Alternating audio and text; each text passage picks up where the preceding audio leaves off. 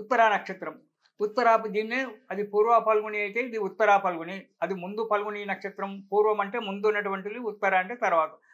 ఇది ఉత్తరా నక్షత్రం యొక్క ఉత్తరా ఫల్గుని నక్షత్రం.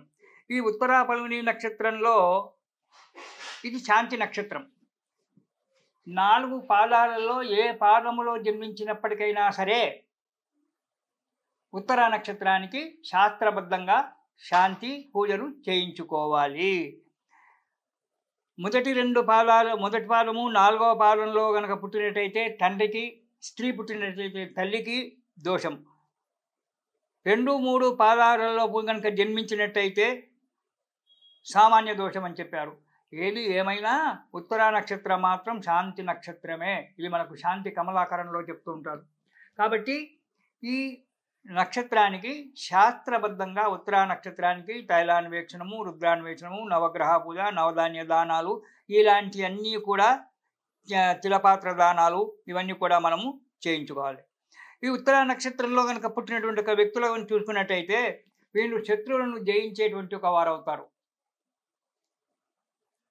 మంచి సామర్థ్యం కలిగినటువంటి ఒక ఉంటారు. వాక్కుల చేతనే ఆయుధాలు లేకుండా శత్రువును జయించేటువంటి ఒక లక్షణాలు వీళ్ళ దగ్గర ఉంటాయి. కత్తులు కటార్లు అవసరం లేదు. వీడి మాటలే కత్తులు, కటార్లు, ఈటెలు. వీడి మాటల ద్వారానే తిమ్మిని తిమ్మించేసి వాడిని ఓడించేటువంటి ఒక రకం వీళ్ళ దగ్గర ఉంటుంది ఉత్తరా నక్షత్రంలో పుట్టినటువంటి వాళ్ళ దగ్గర. ఇక సుఖ సౌఖ్యాల యందు ఎక్కువ ప్రేమ. డబ్బు సంపాదించాలి, సుఖాన్ని సౌఖ్యాన్ని పొందాలి అనేటువంటి ఒక ప్రేమ చాలా ఉంటుంది ఉత్తరా నక్షత్రంలో వారికి. ధనవంతుడై ఉంటాడు. స్త్రీ పుట్టినట్టయితే మంచి ప్రేమ కలిగి ప్రేమతో ఉన్నటువంటి ఒక వ్యక్తి ఉంటుంది. యథార్థంగా నిజాన్ని మాట్లాడడానికి వీళ్ళు ఏమాత్రం వెనుకపోరు. అది అక్కడ ప్రపంచం కాలిపోతున్నా సరే ఉన్న నిజాన్ని చెప్పేస్తారు. అరే నువ్వు నిజం చెప్తే అక్కడ వాడు చస్తాడు అంటే వాడు చస్తే చావని, నేను మాత్రం అబద్ధవాడు నిజమే చెప్పేస్తానంటాడు. అలాంటి యొక్క గుణగణాలు ఉన్నటువంటి ఒక వ్యక్తులు వీళ్ళు. ఇక ఉత్తరా నక్షత్రము సూర్యుని యొక్క అధిపతి. ఉత్తరా నక్షత్రానికి ఎవరు? సూర్యుడు అధిపతి. అందుకే ధర్మము. ఇక్కడ వీడు నిజాన్ని మాట్లాడుతున్నాడు, అక్కడ ఎదురువాడు నస్తున్నాడు అంటే వీడు నిజం మాట్లాడుతున్నాడు అంటే సూర్యుడు ధర్మస్వరూపుడు కదా. ఆ సూర్యుని యొక్క నక్షత్రం కదా ఉత్తరా నక్షత్రము. కాబట్టి ధర్మబద్ధంగానే నడుస్తుంటాడు.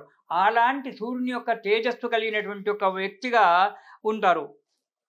ఆవులాంటి మంచి స్వభావం కలిగినటువంటి ఒక ఆవు కూడా ధర్మమే. కాబట్టి ధర్మస్వరూపుడు. ఉత్తరా నక్షత్రంకి జంతువు ఆవు. తర్వాత మనుష్యగణము ఆదినాదిలో చేరినటువంటి యొక్క ఈ ఉత్తరా నక్షత్రం. ఉత్తరా నక్షత్రము అన్నీ కూడా మంచిది. ఉత్తరా నక్షత్రానికి ఒక్కటి మాత్రం ఏంటంటే ఉత్తరా నక్షత్రానికి శాస్త్రబద్ధంగా మనము శాంతి చేయించుకోవాలి. ఇక ఉత్తరా నక్షత్రాన్ని గనక మనం చూసుకున్నట్టయితే అర్యముడు అనేటువంటి ఒక దేవత. అర్యమార్య మనం చైవ అర్యం నంచోత్తరంతరా అంటాడు. అర్యముడు అంటే సూర్యుడు. సూర్యుని యొక్క 12 నామాలలో 12 నామాలలో అర్యముడు. అది చార్కోర విర్భాను భాస్కర దివాకర అని చెప్పి మనం ముందు చెప్పుకున్నాం. ఇది సూర్యుడు అనేటువంటి వాడు ఇతనికి పుష్యమీన ఉత్తరా నక్షత్రానికి అధిపతి. జివ్వి చెట్టు అనేటువంటి ఒక చెట్టు ఉంటుంది. ఈ జివ్వి చెట్టు ఈ ఉత్తరా నక్షత్రానికి ప్రాధాన్యమైనటువంటిది. ఈ జివ్వి చెట్టుకు ప్రదక్షిణం చేసినప్పటికైనా సకల దోషాలు వెళ్ళిపోయి ఈ ఉత్తరా నక్షత్రం యొక్క దోషము, సూర్య నమస్కారాలు, సూర్యునికి ప్రతిరోజు పూజ చేయడము, ఆ సూర్యునికి సంబంధించిన ఆదిత్య స్తోత్రాలు ఇవన్నీ చదువుకున్నట్టయినా ఈ సూర్యుని యొక్క ఉత్తరా నక్షత్రం యొక్క దోషం వెళ్ళిపోయి సకలమైనటువంటి ఒక శోభలు కలుగుతూ ఉంటాయి.